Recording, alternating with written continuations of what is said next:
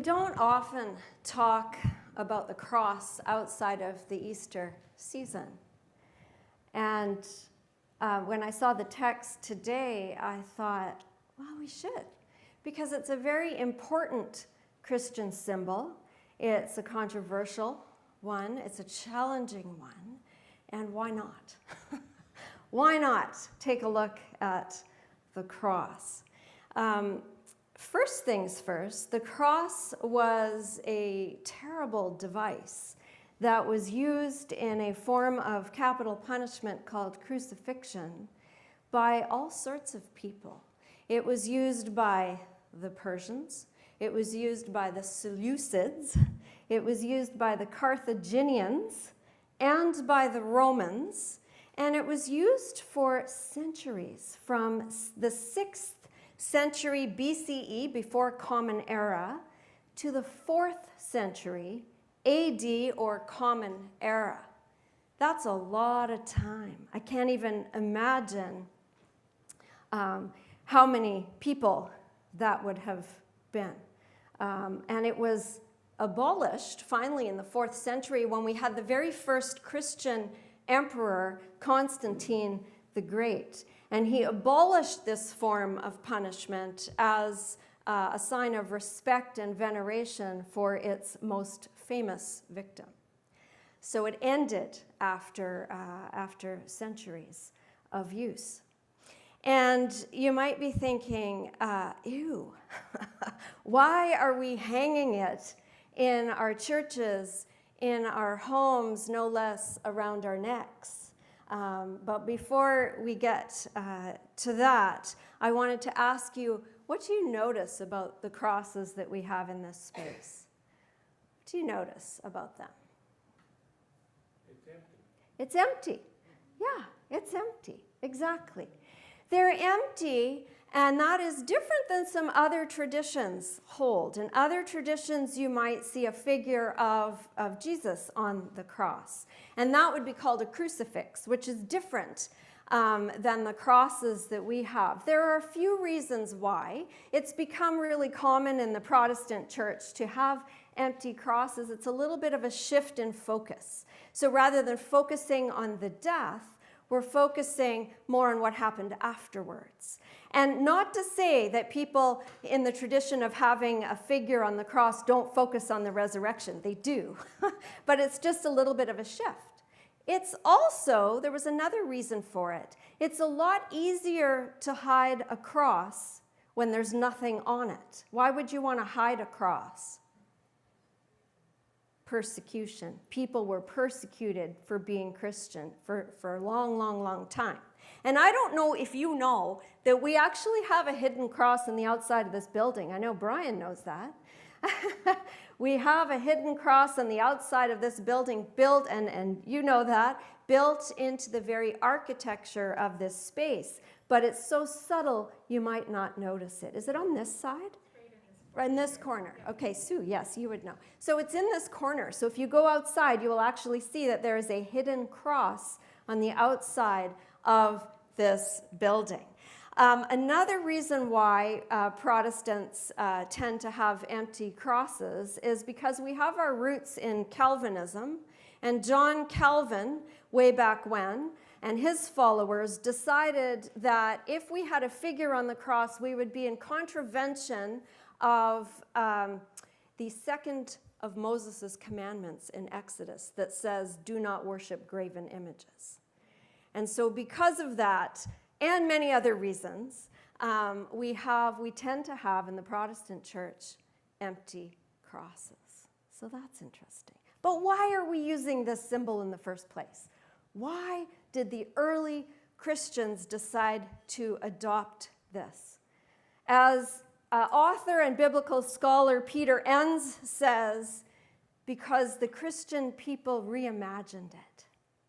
They reimagined this symbol that was a horrible thing, that was a terrible symbol. They reimagined it to be a symbol of hope and a symbol of possibility and a symbol of God's love being stronger than even death. And so they adopted this quite early on and said, this is going to be our symbol of hope and of possibility, and that love wins in the end. And there are people that still don't use the cross, but it's an interesting thing to know about why we use this as a symbol. In the text today, we've got Paul writing to the church in Philippi. I don't know if you remember in the summer we talked about Paul going around planting churches, and he didn't want to go to Europe, but in the end, he listened to God and he went to Europe, and he ended up in this little town and nothing was happening. Do you remember this? Nothing was happening until he went outside the gate of the town by the river and found a whole bunch of women sitting there under the leadership of Lydia.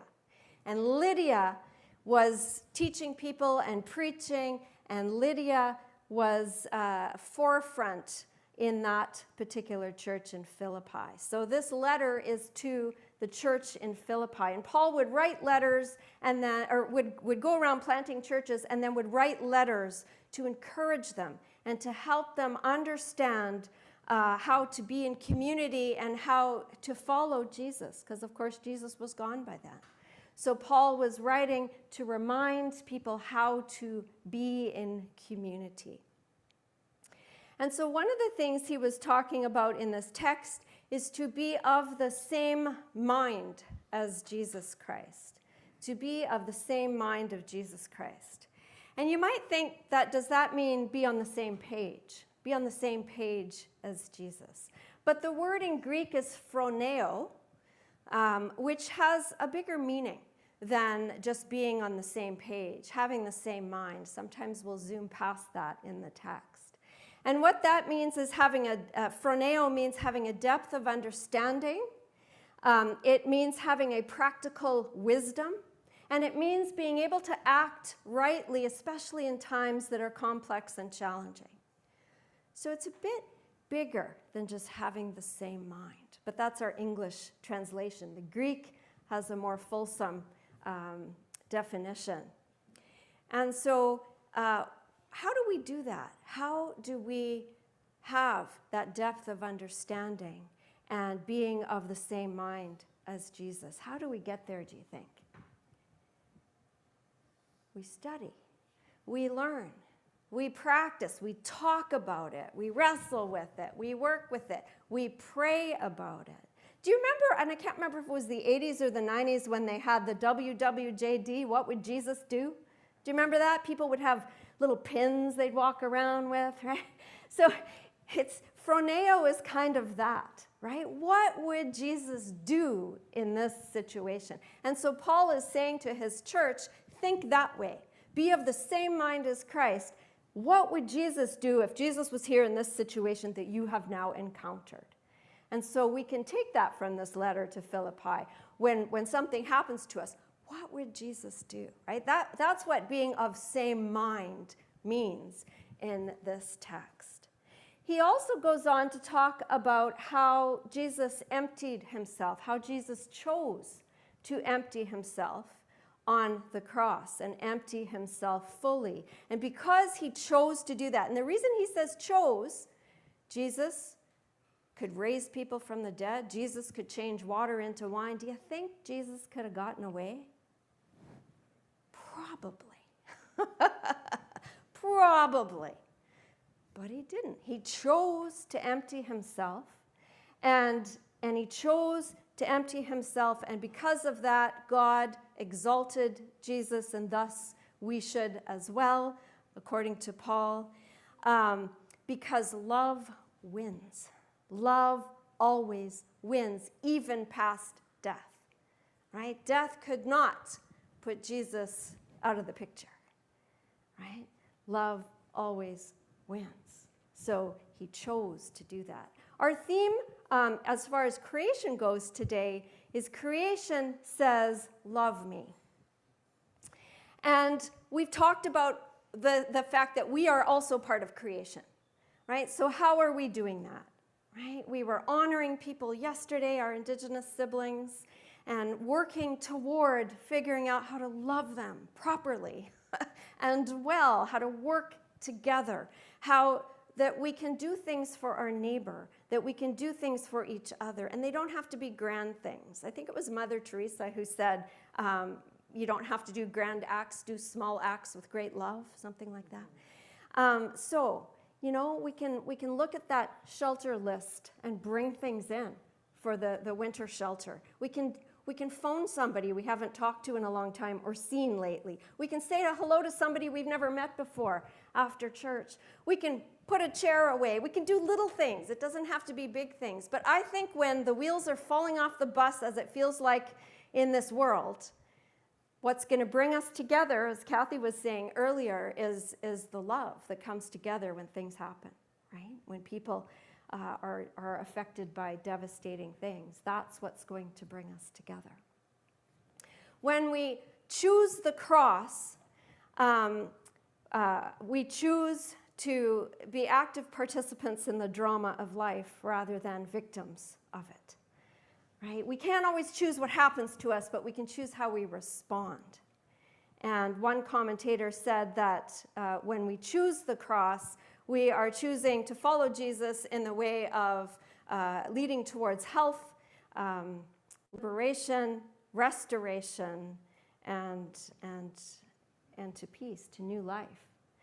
And so Paul ends the text by talking about, he says this phrase that's quite interesting. He says, work on your own salvation. Work on your own salvation, for God is at work in you, enabling you to do both the work and the will of his good pleasure. Work on your own salvation, Paul says, for God is at work in you, enabling you to both do the will and the work of his good pleasure. So we are invited to work on our own salvation, for God is working in each and every one of us. We are invited to empty ourselves to the holy and the sacred. We are invited to choose the cross as an act of participation in the kingdom of heaven, which is here and now. We are invited to be of the same mind as Christ. And we are invited to remember that love wins. Love always wins and is bigger and deeper and more vast than anything life can throw at us. We are invited to remember that love is of the kingdom. And that, my friends, is great news. May it be so. Amen.